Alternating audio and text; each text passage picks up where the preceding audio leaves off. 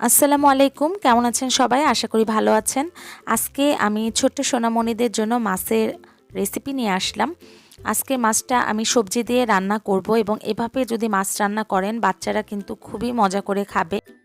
যে কোনো মাছ দিয়ে আপনারা এই রান্নাটা করতে পারবেন। আমি এভাবেই রান্না করে দেখাবো আজকে এবং বাচ্চারা খুব মজা করে খাবে। আমি আমার 2 বছরের বাচ্চাকেও এমনভাবেই রান্না করে দেই। তো চলুন এখন মূল রান্নাতে চলে যাই। এখানে আমি পেঁয়াজ বাটা নিয়ে নিয়েছি, রসুন বাটা, আদা বাটা, আর টালা জিরার গুঁড়া, ধনিয়া গুঁড়া, হলুদ গুঁড়া। আর আমি সবজি কেটে নিয়েছি। এখানে আমি লাউ নিয়ে নিয়েছি, আলু, মটরশুঁটি আর একটা ছোট টমেটো। লাউটা আমি এভাবে করে কেটে নিয়েছি, আলুটাও সেমভাবে একটু মোটা মোটা করেই কেটেছি। এগুলো সিদ্ধ হয়ে যাবে। তো আমি চুলায় একটা প্যান বসিয়ে দিলাম, তার ভেতরে আমি একটু তেল দিয়ে দিচ্ছি। এখানে আমি সামান্য পরিমাণ কালো জিরা দিয়ে দিলাম। কালো জিরাটা বাচ্চাদের শরীরের জন্য খুবই ভালো, আর ঠান্ডা লাগলে তো এই কালো জিরা অনেক অনেক উপকারে আসে, বাচ্চাদের জন্য আরও বেশি।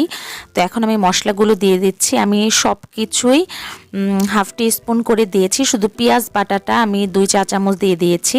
এখন সবগুলো মশলা আমি দিয়ে একটু ভালোভাবে সামান্য একটু পানি দিয়ে কষিয়ে নিব।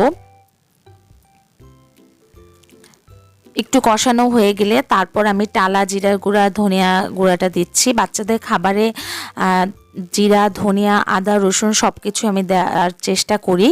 আর সামান্য একটু লবণ দিয়ে দিয়েছি। আমি আমার 2 বছরের বাচ্চাকে আমি এভাবেই রান্না করে খাওয়াই।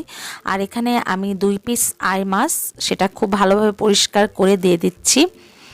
মাছটা ভেজে নিলে কিন্তু এটা ভেতরে যে একটা জুসি ভাব আছে সেটা কিন্তু চলে যায়, কিন্তু কষিয়ে নিলে কিন্তু মাছটা খেতেও ভালো লাগে আর বাচ্চারা খুব পছন্দ করে, তাই আমি কষিয়েই রান্না করছি।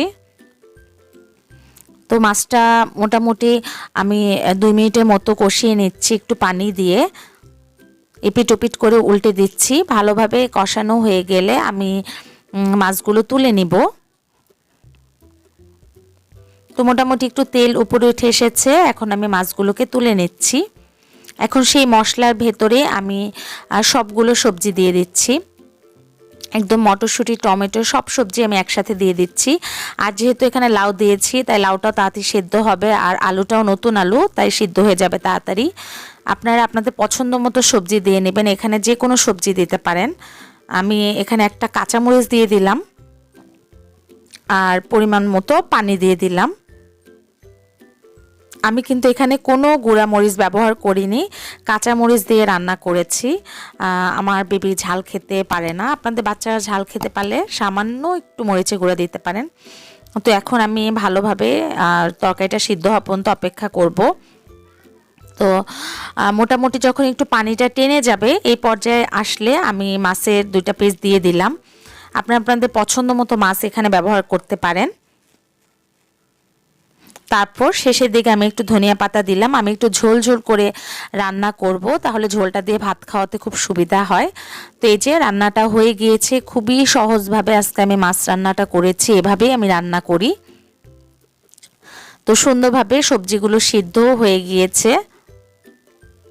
তো আপনাদের পছন্দ মতো সবজি নিয়ে বাচ্চাদেরকে কিন্তু এভাবে মাছ রান্না করে দিতে পারেন এবং অবশ্যই বাচ্চারা মজা করে খাবে। তো আমি একটা প্লেটে একটু ভাত নিয়ে এভাবে 1 পিস মাছ আর সবজি দিয়ে আর সেই ঝোলটা দিয়ে আমি ভাতটা খাইয়ে দিই।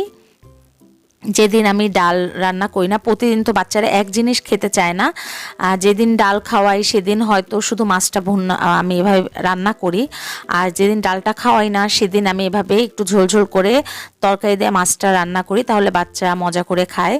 তো এই ছিল আজকের রেসিপি। আপনাদের কেমন লেগেছে আমাকে কিন্তু কমেন্টস করে জানাবেন। ভালো লাগলে আমার চ্যানেলটি সাবস্ক্রাইব করতে ভুল। তো আজকের মতো আমি এখানেই বিদায় নিচ্ছি। আপনারা সবাই অনেক ভালো থাকবেন, আমাদের জন্য দোয়া করবেন। আল্লাহ হাফেজ।